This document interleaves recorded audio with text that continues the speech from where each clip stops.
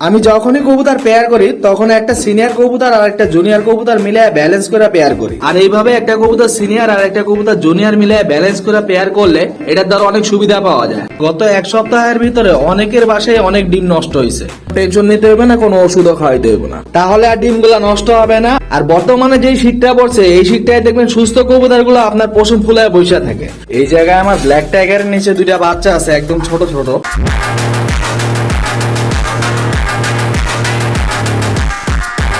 আসসালামু আলাইকুম, জর্ডান খান পিছন ব্লগ থেকে আমি জর্ডান খান। আজকের ভিডিওতে থাকছে এবার নতুন করে কিছু কবুতর জোড়া দিচ্ছি ওইগুলা। এই সময় আমাদের কবুতর গুলা ডিমগুলা নষ্ট হয়ে যাচ্ছে বা জমা ডিমগুলো আপনার ঘোলা হয়ে যাচ্ছে, এর সমাধান কি? তো আর দেরি না করে মূল ভিডিওতে চলে যাই। So let's start the video. প্রথম চ্যাপ্টারে এবারে নতুন করে যে কবুতর গুলা পেয়ার করছি ওই কবুতর গুলো আপনাদের দেখাইতেছি। এই জায়গায় এক জোড়া জাবরা পাখি আছে, পেয়ারটা দেখেন মাশাআল্লাহ, এটা একটা পেয়ার। এই দেখেন এই জায়গায় এক জোড়া জাবরা পাখি আছে। এই জায়গায় সাইজে যেটা বড় দেখা যেতেছে ওইটা কিন্তু মাদি। আমি যখনই কবুতর পেয়ার করি তখন একটা সিনিয়র কবুতর আর একটা জুনিয়র কবুতর মিলে ব্যালেন্স করে পেয়ার করি। আর এইভাবে একটা কবুতর সিনিয়র আর একটা কবুতর জুনিয়র মিলে ব্যালেন্স করে পেয়ার করলে এটার দ্বারা অনেক সুবিধা পাওয়া যায়। এই কারণে আজকে আপনাদের যতগুলা পেয়ারই দেখাবো এই সবগুলা পেয়ারেরই দেখবেন যে কোনো একটা কবুতর সিনিয়র আর একটা কবুতর জুনিয়র। এই বিষয়ে আজকে আলোচনা করলাম না, তবে আমি খুব শীঘ্রই এই বিষয়ে একটা ডিটেলসে ভিডিও নিয়ে আসবো আপনাদের সবার জানার জন্য। এই যে এইখানে দেখেন আরেকটা জাবরা পাখি পেয়ার, মাশাআল্লাহ। এই জায়গাও খেয়াল করে দেখেন একটা সিনিয়র কবুতর আর একটা জুনিয়র কবুতর। এই জায়গায় কিন্তু মাদিটা জুনিয়র কবুতর আর নটটা সিনিয়র কবুতর। এগুলোও এবার নতুন পেয়ার করছি।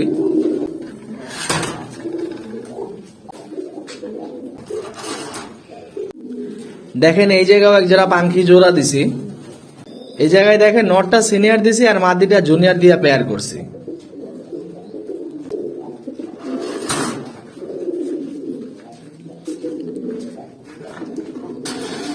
এই যে এখানে এক জোড়া কাটামনি আছে, এখানেও দেখেন একটা সিনিয়র একটা জুনিয়র। এখানে কাটামনি নটটা সিনিয়র আর মাদিটা জুনিয়র। এই যে নিচেও এক জোড়া জাবরা পাখি আছে, দেখেন মাশাআল্লাহ।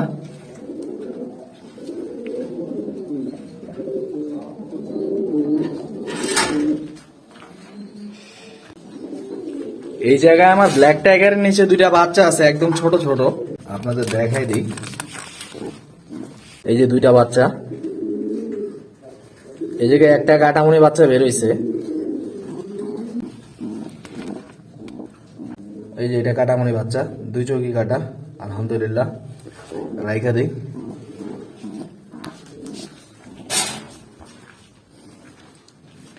আর এই জায়গা থেকে একটা বাচ্চা বের করে দেখাই আপনাদের। এই যে দেখেন বাচ্চাটা, মাশাআল্লাহ। সবাই বাচ্চাটা দেখে মাশাআল্লাহ বললেন, নাইলে বাচ্চাটা নজর লেগে যাব।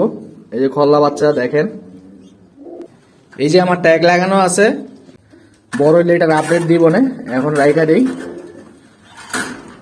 যারা এই ভিডিওটা দেখতেছেন সবার কাছে আমার অনুরোধ, ছোট ভাই সাকিবের এই গ্রুপটায় সবাই জয়েন করবেন আর কষ্ট করে অ্যাক্টিভ থেকে ওকে একটু সাপোর্ট করবেন, যাতে অল্প সময়ের ভিতরে ওর গ্রুপটা বাংলাদেশের ওয়ান অফ দা বেস্ট গ্রুপগুলোর ভিতরে একটা হয়।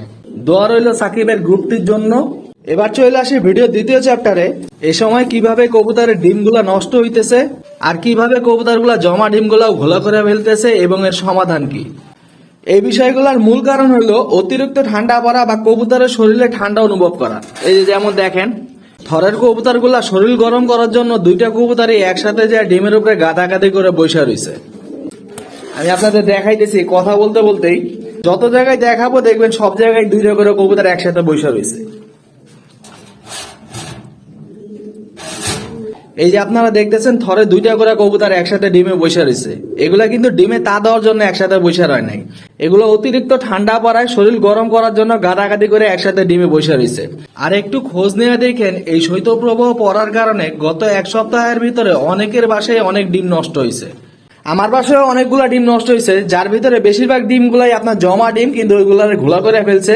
যেমন এই যে দেখেন, আর সব জায়গায় তো দেখাইলামই, ঠান্ডার কারণে দুইটা গৌরা কবুতরই একসাথে যা ডিমে যা বসা পড়ে। আর নর্মালি দুইটা মিলে একসাথে ডিমে তা দিতে যায়, ডিমগুলারে এই যে কারাকারি করে বা ঘোরায়, যার ফলে ডিমগুলো নষ্ট হয়ে যায় বা জমা ডিমগুলোও আপনার ঘোলা হয়ে যায়।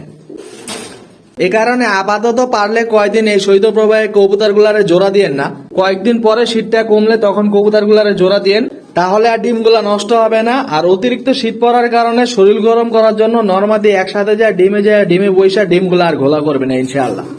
আর বর্তমানে যেই শীতটা পড়ছে এই শীতটায় দেখবেন সুস্থ কবুতর গুলো আপনার পশম ফুলায় বৈশা থাকে, তার মানে কিন্তু ওরা অসুস্থ না, বাট ওরা অনেক ঠান্ডা অনুভব করে, যেই কারণে সুস্থ কবুতর গুলো দেখবেন আপনার পশম ফুলায় বৈশা থাকে বা পশম ফুলায় দাঁড়ায় থাকে।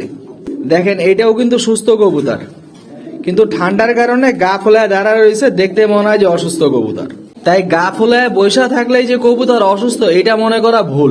এ কারণে যখনই সন্দেহ হবে আগে কবুতরের টয়লেট দেখবেন, টয়লেট যদি ঠিক থাকে তাহলে আর কোনো টেনশন নিতে হবে না, কোনো ওষুধও খাওয়াইতে হবে না।